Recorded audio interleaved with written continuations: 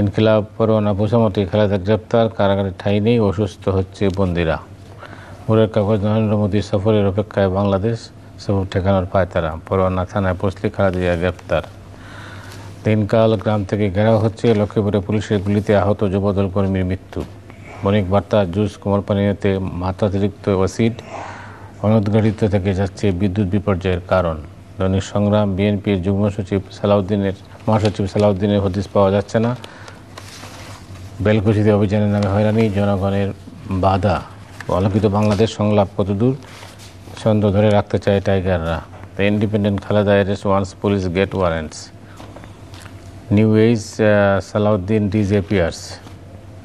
Financial Express, unsolicited Chinese offer to build mooring in Bay. Dhaka Tribune, DCC polls stir up intentions.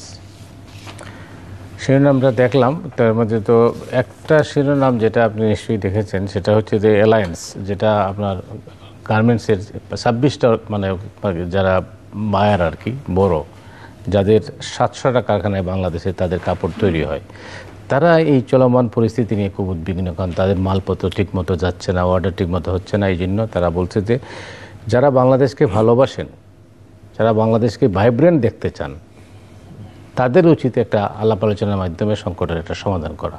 এটা হচ্ছে তাদের সর্বশেষ যে report, সেই রিপোর্টে আমিও মনে করি, এবং আমরা বোধহয় অনেকভাবে আলোচনা করেছি যে এমনিতে অনেকেই আমরা বলি যে হরতালের মতো হচ্ছে না, অবরোধ কি বোঝা যাচ্ছে না, বাট তারপরেই আমরা আবার তারপরে সহিংসতা হচ্ছে, মানুষ মারা যাচ্ছে, জানমালের নিরাপত্তা নাই এটা, এবং এই সহিংসতার সাথে সাথে আবার আমরা বলি যে সরকারও ক্রস ফায়ার বা মানে যেটাকে আমরা বলি এক্সট্রা জুডিশিয়াল কিলিংও হচ্ছে বিভিন্ন অভিযুক্তদের। এর মধ্যে কিছু কিছু ক্ষেত্রে মানুষের বিরুদ্ধে, নিরীহ মানুষের এরকম এক্সট্রা জুডিশিয়াল কিলিংয়ে পড়ে যাওয়ারও আমরা মানে খবর পাচ্ছি, পত্রপত্রিকায় প্রকাশিত হচ্ছে। তো এর পাশাপাশি যেটা নাকি সরকার যখন বলেনও যে আন্দোলন হচ্ছে না, জনসম্পৃক্ততা নাই, কিন্তু একটা কথা সবাই বলছেন যে শেষে গিয়ে যে অর্থনীতিতে বড় ধরনের ক্ষতি হচ্ছে। এটা কিন্তু মোটামুটি সকলে বলছেন, অর্থমন্ত্রী বলছেন, প্রধানমন্ত্রী বলছেন, টাকার অঙ্ক বলেই বলছেন। সুতরাং আন্দোলন কতটা জনসম্পৃক্ত তার চাইতেও বেশি যে এই কর্মসূচি ঘোষণার ফলে জীবনের মানে জন্য হুমকি যেমন হচ্ছে, অর্থনীতির জন্য এটা হুমকি হচ্ছে।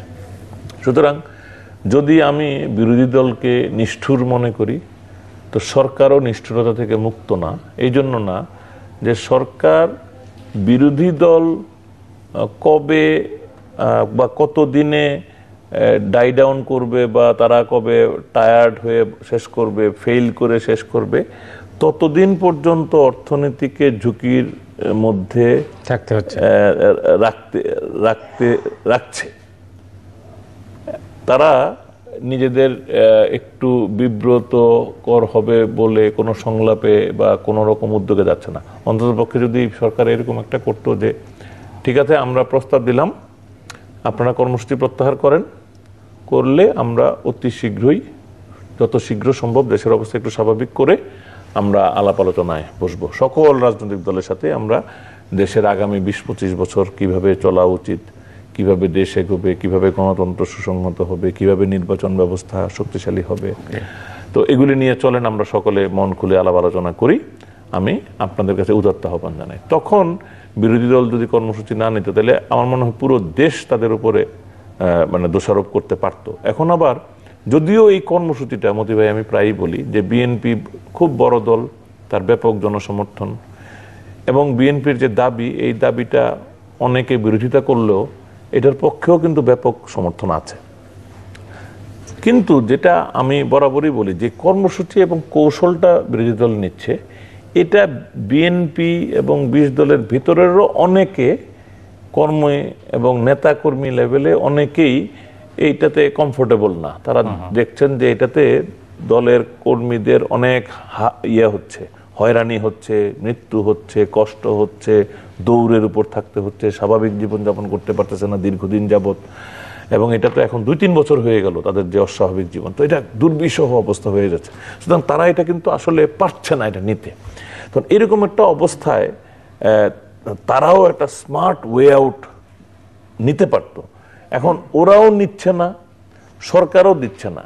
তো দুই দলই তাহলে শেষ পর্যন্ত গিয়ে দেখা যাচ্ছে আমাদের অর্থনীতি তাদের কাছে অর্থহীন, মানুষের জীবন অর্থহীন, সম্পদের মানে ধ্বংস তাদের কাছে কোনো মানে রাখে না।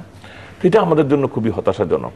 এখন আমরা শুধু কায়মানোবাক্যে আল্লাহর কাছে প্রার্থনা করি যে তাদের শুভবুদ্ধির উদয় হোক। আল্লাহই যেন তাদের মধ্যে শুভবুদ্ধির উদয় করেন, দুজনের মধ্যেই করেন বা যে কোনো একজনের মধ্যে করেন, মানে ন্যায়সঙ্গত হয় দুজনের মধ্যেই করলে। আমাদের এই প্রার্থনা করা ছাড়া পরামর্শে তো আর কোনো কাজ হচ্ছে না।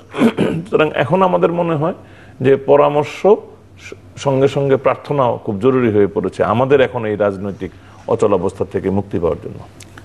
আজকে একটা নিশ্চয়ই সংসদে প্রধানমন্ত্রী বলেছেন ওয়ারেন্ট থানায় পৌঁছা মাত্র খালেদা জিয়া গ্রেপ্তার হবেন। তো কোন কাগজে দেখলাম যে থানা মানে কত দূর আর কি। না, এটা তো মানে কোর্ট থেকে থানা কত দূর এটা আমরা অনেকবারই আলোচনা করেছি, এর মধ্যে অনেকদিন গেছে। এখন তো প্রায় অ্যারেস্টের ব্যাপারটা আলাপ আলোচনা বন্ধই হয়ে গেছে মনে হয় যেন চাপা পড়ে। একটা জিনিস হলো যে মতি ভাই, আমরা সাধারণত বলি যে আইনের চোখে সবাই সমান, কিন্তু প্রকৃতপক্ষে আইনের চোখে কিন্তু সবাই সমান না। এটা নানানভাবে এটা ব্যাখ্যা করা যায়। একজন ধনী লোকের আইন নিজের পক্ষে নেওয়ার যে সুবিধা, একটা গরিব লোকের সেই সুবিধা নাই।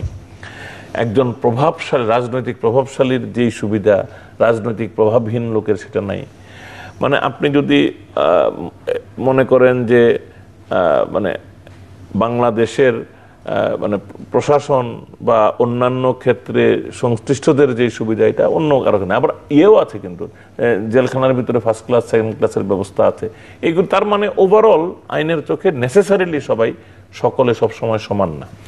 এইরকম একটা সিচুয়েশনে আরেকটা নতুন এলিমেন্ট আছে যে আমরা প্রেসিডেন্স ক্রিয়েট করতে চাই না। দেখেন গতকাল কিন্তু প্রধানমন্ত্রী আরেকটা কথাও বলেছেন যে এই যে খালেদা জিয়া যে কোর্টে গেলেন না, এটা কিন্তু একটা ব্যাড প্রেসিডেন্স হলো, এটা খারাপ দৃষ্টান্ত স্থাপন করলেন যে আইনকে উনি শ্রদ্ধা দেখালেন না। এটাও সত্য, কিন্তু আংশিক সত্য। খালেদা জিয়া তো যায় নাই যে তার যে গণতান্ত্রিক অধিকার, উনি কোর্টে গেলে ফিরে যে উনি আবার ওনার কর্মস্থলে ফিরতে পারবেন এটার নিশ্চয়তা নাই। তাকে হয়তো তার বাসায় ফিরতে দেওয়া হবে, অফিসে ফিরতে দেওয়া হবে না, এই আশঙ্কা থেকেই মূলত উনি যান নাই। তার মানে এখানে রাজনীতিটাই আসলে প্রকারান্তরে। আর যে কারণে খালেদা জিয়ার অ্যারেস্ট করাটা এত সহজ হচ্ছে না, কারণ এটাও তো একটা প্রেসিডেন্স তৈরি করবে যে একজন নেত্রীর অধীনে আরেক প্রধান নেত্রীকে অ্যারেস্ট করা যায়। এই প্রেসিডেন্সটা ভবিষ্যতের জন্য একটা বড় ঘটনা হয়ে যাবে। সুতরাং এইরকম একটা ঘটনা আমার মনে হয় না বর্তমান সরকার এত সহজে করতে চাইবেন। মানে যদি খালেদা জিয়াকে জেলখানায় নিতেও হয়, অ্যারেস্ট করতে হয়, তাহলে আমার মনে হয় যে দে উইল টেক টাইম। মানে এটাকে মানে লাস্ট রিসর্ট, মানে যতটা দেরি করে করা যায়। আরো একটা কারণ আছে, এই মামলাটাতে যদি নেওয়া হয়, এই মামলাটাতে কিন্তু একটা স্টেজে গিয়ে উনি বেল পেয়ে যাবেন। জোর করে হয়তো লোয়ার কোর্টে বেল দেওয়া যাবে না, কিন্তু এটা হায়ার কোর্টে গেলে বেল পাওয়ার মতো একটা বিষয়। লোয়ার কোর্টেই পাওয়ার মতো, কিন্তু হায়ার কোর্টে তো বটে। এটা আমি যেটুকু সাধারণ সেন্স থেকে বুঝি। সুতরাং নিলেও তো তাহলে বেশি দিন আপনি রাখতে পারছেন না। তাহলে এইটা কিন্তু খালেদা জিয়ার জনপ্রিয়তা এটা বরং একটা নতুন মাত্রা যোগ করবে। এটা রাজনীতিতে এটা নতুন মাত্রা আনবে, এটা আন্দোলনে এটা নতুন মাত্রা নিয়ে আসতে পারে, এরকম আশঙ্কা হয়তো সরকার করতে। সুতরাং তারা, আমি এটা বলতে পারবো না যে খালেদা জিয়া কখনোই অ্যারেস্ট হবে না, কিন্তু আমি মনে করি যে অ্যারেস্ট করার আগে আরো অনেক অপশনস তারা এক্সস্ট করে নিয়ে তারপরে কি করতে হয় দেখবেন।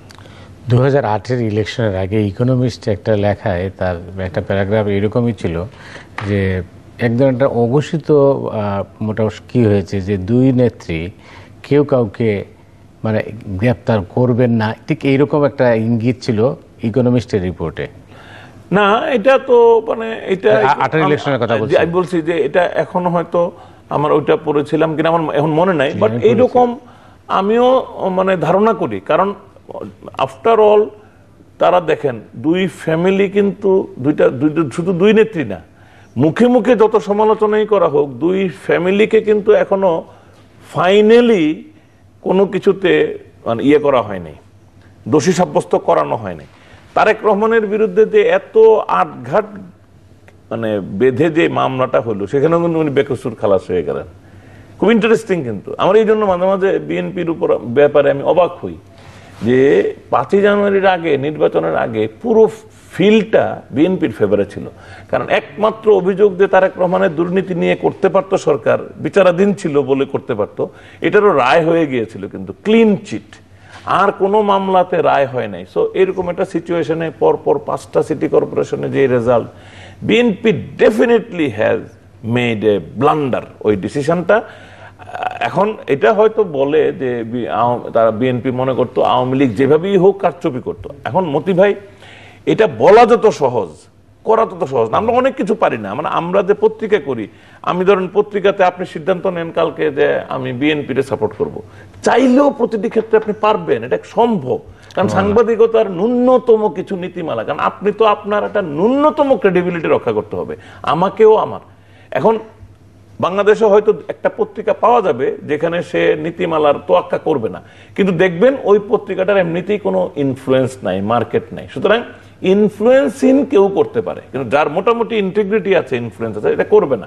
সুতরাং আওয়ামী লীগ তো একটা দীর্ঘমেয়াদী রাজনৈতিক দল হিসেবে টিকতে চায়, তো সে কতটা প্রকাশ্যে এরকম কারচুপি করবে, এইটা সামরিক শাসনের প্রথম দিকে ছাড়া আমার মনে হয় না মানে বর্তমান দুই প্রধান দলের পক্ষে ক্ষমতায় থেকেও ওই রকম ন্যাক্কারজনক কোনো অনিয়ম করা সম্ভব। হ্যাঁ, আপনি নিশ্চয়ই জানেন যে বিএনপির যুগ্ম মহাসচিব সালাউদ্দিনের অবস্থান নিয়ে মানে পুলিশ স্বীকার করছেন না, কিন্তু পরিবার বলছে যে গত রাত 10টার সময় তাকে অ্যারেস্ট করা হয়েছে। এর আগে মাহমুদুর রহমান মান্নার ব্যাপারটাও কিন্তু এইরকমই ছিল, আমরা 24 ঘন্টার মধ্যে কিন্তু থানায় ফেরত দেওয়া হয়েছিল। তো আমরা এখন আশা করি যে সালাউদ্দিন সাহেবকে 24 ঘন্টার মধ্যে দেওয়া হোক। এখন কথা হলো যে সরকার যদি মনে করে সালাউদ্দিন সাহেবের কাছে তথ্য আছে যেগুলি দরকার সরকার এবং দেশের নিরাপত্তার জন্য, আমার মনে হয় যে হ্যাঁ, তাদের দে হ্যাভ লেজিটিমেট রাইট কাউকে নিয়ে জিজ্ঞাসাবাদ করা, কাউকে গ্রেফতার করা, রিমান্ডে নেওয়া, সবকিছুই আছে। কিন্তু আমরা চাই সবকিছু স্বচ্ছতার ভিত্তিতে নিয়ম কানুনের মধ্যে হওয়াটাই বাঞ্ছনীয়। কেন বাঞ্ছনীয়? কারণ এই ধরেন রিমান্ড নিয়ে অনেক রকম আমরা কথা শুনি, এখানে অত্যাচার হয়, কিন্তু হাইকোর্টের নির্দেশনা আছে কিভাবে রিমান্ডে লোকজনকে জিজ্ঞাসাবাদ করতে হবে। আমরা চাই যে সেভাবেই হোক, দেশের নিয়ম কানুনের মধ্যে সবকিছু হোক। কারণ রাষ্ট্রকেও লোকজনকে জিজ্ঞাসাবাদ করার অধিকার রাখতেই হবে, কিন্তু এটা স্বচ্ছতার ভিত্তিতে করাটাই আমরা চাইব। সালাউদ্দিন সাহেবকে যদি সরকারের কোনো বাহিনী তাদের মধ্যে কোঅর্ডিনেশনের গ্যাপ হয়ে থাকে, নিয়ে থাকে, আমরা আশা করবো 24 ঘন্টার মধ্যেই তাকে উপস্থিত করা হবে, যেমন মাহমুদুর রহমান মান্নার ক্ষেত্রেও করা হয়েছে। সর্বশেষ অবস্থা জানেন আপনি, মান্না অসুস্থ। জি, উনি তো ঢাকা মেডিকেল কলেজের ইয়েতে আছেন, ইন্টেনসিভ কেয়ার ইউনিটে আছেন। আমরা তার সুস্থতা কামনা করি। এখন রিমান্ডে ওনার উপর কোনো টর্চার করা হয়েছে কিনা আমি জানি না, কিন্তু টর্চার করা না হলেও আসলে রিমান্ড ইটসেলফ 10 দিনের রিমান্ড, তারপরে আবার আরো 10 দিন, হ্যাঁ আরো 10 দিনের মধ্যে দুই দিন বোধহয় গিয়েছিল। আমার মনে হয় এটা তো মান্না ভাই, আমি জানি না, মানে আমার মান্না ভাই সম্পর্কে অ্যাসেসমেন্ট হলো উনি আসলে মানে উনি ষড়যন্ত্র করার ক্ষমতা রাখে, এটাও আমার মনে হয় না। তবে যেটা হয় যে উনি ওই টেলিফোন সংলাপে ওনার কিছু দুর্বলতা অবশ্যই প্রকাশ পেয়েছে। উনি নিশ্চয়ই নানান রকম মনে হচ্ছিল একটা শর্টকাট খুঁজছিলেন মনে হয় রাজনৈতিক সমাধানের ক্ষেত্রে। এটা আমাকে হতাশ করেছে, আরো অনেককেই হতাশ করেছে, কিন্তু তারপরেও মনে হয় না যে উনি ঠিক, মানে উনি ওই রকম, মানে উনি যদিও he was a very popular student leader, উনি ডেফিনেটলি অনেক পপুলার ছিলেন, কোনো সন্দেহ নাই, বাট উনি অত সক্ষম এই সমস্ত বিষয়ে ওইরকম ধুরন্ধর একটা মানুষ বলে আমার মনে হয় নাই আর কি ওনার সম্পর্কে। অনেক ধন্যবাদ নাইম আপনাকে। দর্শক মণ্ডলী, আজ রাতের মতো এখানে বিদায় চাইছি, আগামীকাল আবার দেখা হবে। শুভরাত্রি।